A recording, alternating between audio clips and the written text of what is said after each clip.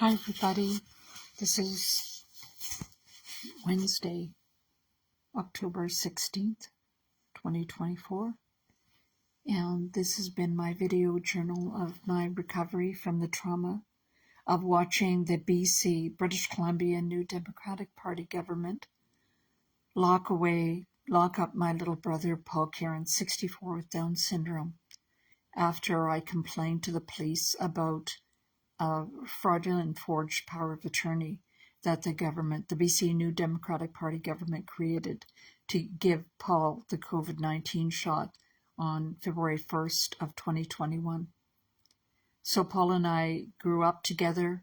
We were born in or raised in Sudbury and then Montreal, Sudbury, Ontario, and then Montreal. And I taught Paul. There was no education, there was no government support for profoundly handicapped children at that time. There was no schooling, there was no supports whatsoever.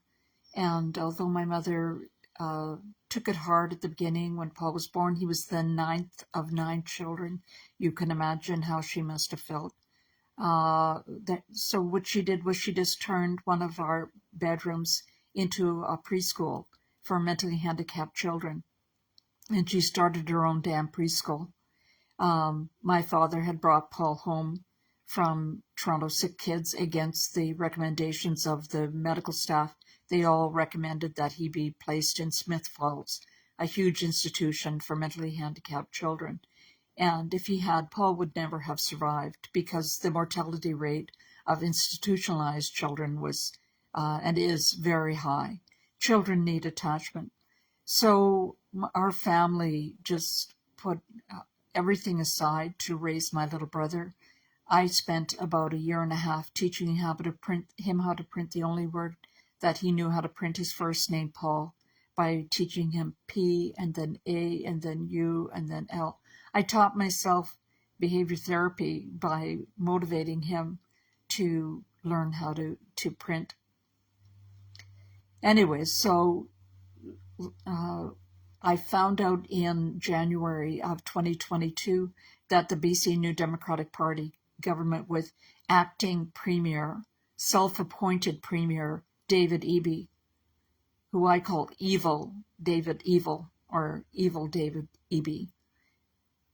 had created a forged and fraudulent power of attorney over my little brother, granting or giving away all of his civil rights to a relative, an 82-year-old nun sister 4,000 kilometers away in Ontario, with whom Paul has never lived and who did not understand his speech or communication.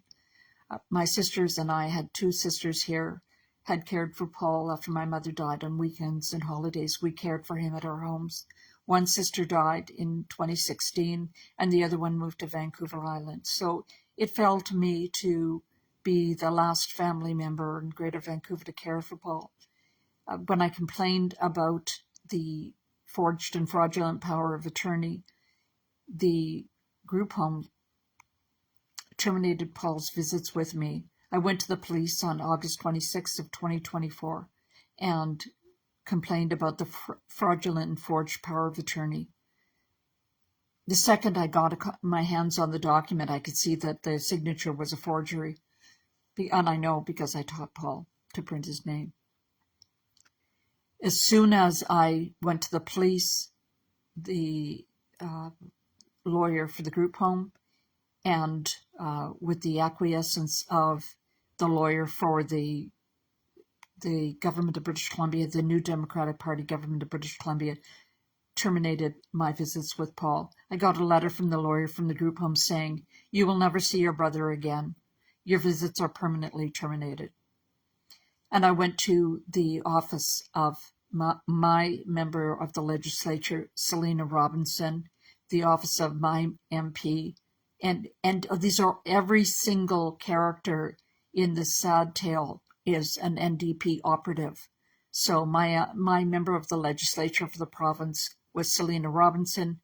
She never once met with me. She never did anything other than just say she wasn't going to help. The member of my member of parliament, whose office is around the corner from where I live. Bonita Zorillo, also NDP. She never met with me at all, never had a face-to-face meeting with her. She never responded to me. Her constituency assistant, Sasha Wood, blocked me at the door. I was literally never allowed past the threshold of the office that I'd been paying taxes for since I was 17 years old, 50 years. Wouldn't let me pass the threshold. Said, there's nothing we can do for you, even though Paul's federal pension, old age security pension, was going to the group home. And I went to Ann Kang, the New Democratic Party Minister of Municipalities. She wrote me almost a virtually illiterate response. It wasn't even a full sentence. She emailed me saying, I cannot help you, or I cannot meet with you. I can't remember which it was. So I never met with her. She never responded, and she never helped Paul. And Paul's member of parliament in Ottawa was Jagmeet Singh, who's of course, the New Democratic Party leader, and he never responded to any of my written requests and attempts to contact and get help for Paul. I begged him. I took a letter every single business day to the government office, the BC New Democratic Party government office, and asked them to stamp the letter, just asking to meet with them to explain my concerns about my brother being confined against his will. They relented, and they allowed us a 10-minute telephone call once a week on Friday. And I taped all of these telephone calls, and Paul begged me to visit with him. He said, Kathleen, I love you, I love you, I love you, I miss you. Take me to a movie. His last request to me before he had a stroke and died, was to take him to a movie. I did everything humanly possible. I'm a senior. I'm disabled myself. I have lupus. I had a heart attack in 2016. I am disabled with a brain injury. I did everything with every penny. I spent every penny that I had and every penny I could borrow. I paid for expert reports from senior psychiatrists that it would be in Paul's best interest to visit with me and in my best interest to visit with him. And the BC New Democratic Party government refused to acknowledge those reports. So there's a lot of things that this is a truly evil communist, socialist, evil is probably the best way to describe it, corrupt government. And I did everything in my power to try and get them to acknowledge my complaint, but they refused to do so. And my brother had a stroke on April 13th of 2024. I was not told till 2 days later. They wanted to see if Paul would die before I could visit him. And they wanted to wait for the 82-year-old nun to fly in from Ontario. And then she allowed me, even though he wasn't at the group home anymore, and apparently the problem was I had criticized the group home, she would allowed me a 10-minute visit once a day, although I sat in Burnaby Hospital for 12 hours a day for the 10 days that Paul was there. And Paul was recovering. He was recovering miraculously against their worst case scenario. And what I believe is that they ordered the doctors to sedate Paul to death. He had, when I visited with him, he grabbed a book from my hand. He turned the pages perfectly. He sat up. He looked at me. We made eye contact. Once my sister was told by her lawyer that the Burnaby RCMP had reopened, they'd been ordered by Ottawa senior staff and the Ottawa Civilian Review and Complaints Commission, oversight agency for the RCMP, ordered them to reopen the investigation into the fraudulent and forged power of attorney. As soon as my sister found out that had happened, Paul was dead within an hour.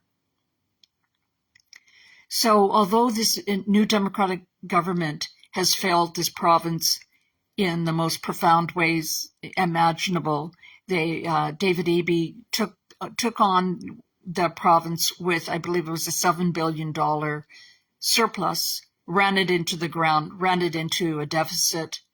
15,000 British Columbians have died of illicit drug overdoses, including drug overdoses from drugs given to those individuals, and they're all mostly young men and boys that have died. 15,000 in 7 years. The crime rate has increased exponentially. In every possible metric a government can be judged by, this is perhaps the worst government in the world. I lived in Quebec. I was a 13-year-old child in Montreal during the October crisis of October 1970. And the windows in our street, our block in Westmount, were blown out by an FLQ separatist bomb. And bombs were going off every few days. However, only one person was killed by the FLQ. That was Pierre Laporte, the deputy premier of Quebec. And one person was kidnapped, James Cross, the consulate from the British consulate from England. He was kidnapped but then released. In this case, and I lived through that, and we had tanks rolling down the streets of Montreal and armed Canadian soldiers walking up and down our block and posted at the house 2 doors down from us. We had a cabinet minister living near us, and we had armed soldiers at the front and back door of his house. So I've lived through that, and that is nothing compared to the absolute horrific decimation that these new democratic, communist, socialist, evil government has wreaked on my beautiful, beautiful British Columbia. And there's worse to come. They have put two pieces of legislation on that are ready to go if they are reelected to against medical professionals and against lawyers. I'm a retired lawyer, and so what the gist one of them is Bill C-36, and I just found out about this myself on Saturday. But the piece of legislation, believe it or not, makes it so that if you're a lawyer or if you're a doctor and you criticize the government, you can go to jail. You can be convicted of a crime and go to jail for 2 years. That's what they're planning to bring in. Complete. Well, I don't even know what word to use, but I didn't know about it. I learned about it through the grapevine, and I'm a retired lawyer. Gail Dixon Casey, a senior lawyer, put on a Rumble town hall in Burnaby, where she and a doctor explained what this legislation would do. So we need to clean up on aisle 7, everybody. I spent all day at campaigning for my candidate in the Coquitlam Maillardville riding, Hamed Najafi. And one of so I spent all morning and afternoon phoning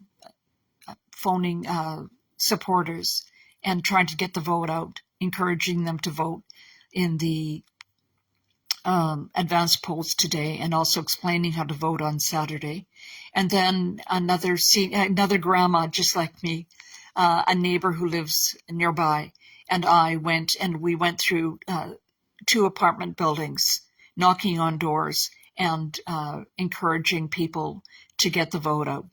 And one of the things that struck me in one of the buildings, a young man came home just as we were walking past his doorway, and we handed them the materials, and he said, "Oh, I've already voted Conservative, and my wife has too."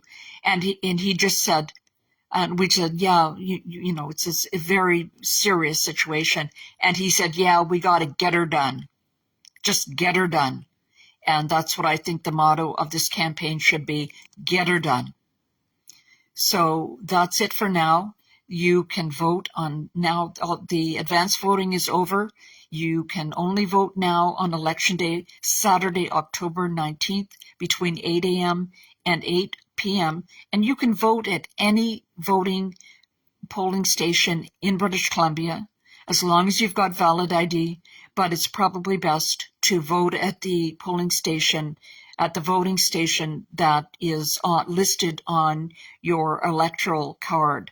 And even if you didn't get an electoral card, if you're entitled to vote, you should go to, well, even if you don't know if you're entitled to vote, you should go to your closest voting station and show them your ID and determine your eligibility to vote. You have to have, as I understand it, you have to have resided in British Columbia. You have to be a Canadian citizen and have resided in British Columbia for the past 6 months.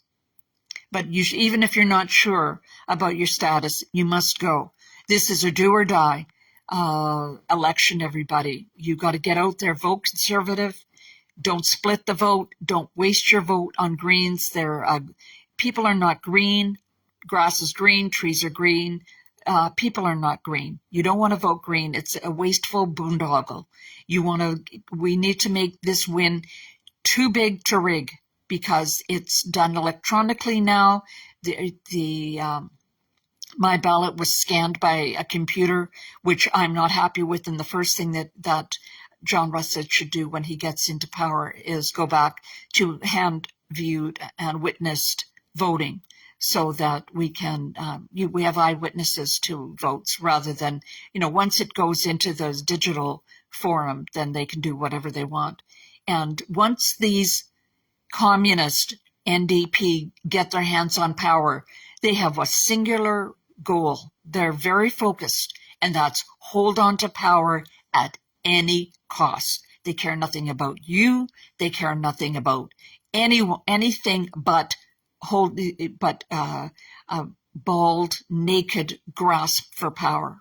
So we've got to throw these assholes out on their ass. I love you all. Paul, I miss you so much. And I can just feel you carrying us along. I can feel you're just carrying me along. Get out and vote on Saturday, everybody. Drag all your Conservative friends with you. Make sure everybody you sit down right now, make a list of 10 friends who could vote Conservative, and make sure that they vote, because that's what I've been spending every waking minute doing for the last week. I love you all. Paul, I miss you so much. I hope you're having fun in heaven with Mom and Dad and Murray and Teresa and Harry. Take care, everyone. And remember, get ready to vote. Set Saturday aside for nothing else but vote. And then take yourself out and have a treat after you do.